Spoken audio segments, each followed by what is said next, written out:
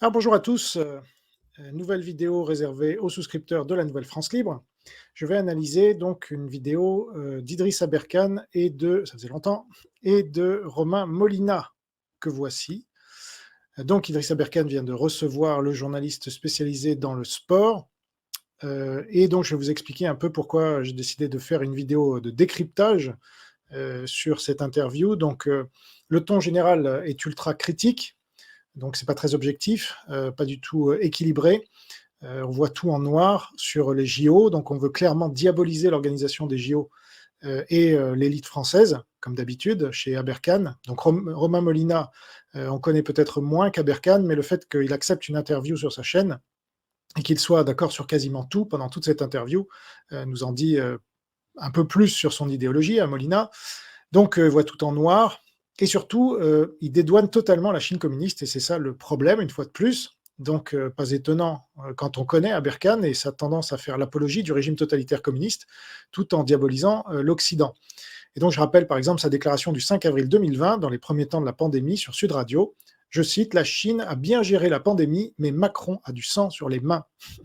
Donc c'est quand même la Chine qui a balancé le virus et qui est responsable de toutes les conséquences. Mais seul Macron aurait du sang sur les mains. Macron qui se dit maoïste d'ailleurs. Alors Molina justement passe chez Sud Radio, chez Aberkane donc, chez Juste Milieu, chez Greg Tabibian, donc tous pro-russo-chinois, hein, mais ça doit être un hasard. Et à la fin de cette interview, Molina, il ose dire qu'il n'est pas invité ailleurs. Alors que, bon, il cite aussi Ouest France, mais moi, je lui ai proposé depuis plusieurs années une interview sur ma chaîne, mais il n'a jamais pris la peine de me répondre. C'est marrant. Donc ce type-là, qui se prétend journaliste, il n'a même pas la décence de répondre à un confrère.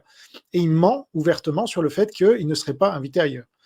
Donc avant, il cachait un peu son jeu, mais avec l'avancée de la guerre mondiale, il est clair désormais qu'il roule pour les anti-occidentaux et que son discours très critique envers les institutions du sport vise en fait l'Occident, à le faire passer pour le grand coupable et dédouaner ainsi la Chine communiste de toute responsabilité. Mais ça doit être le hasard.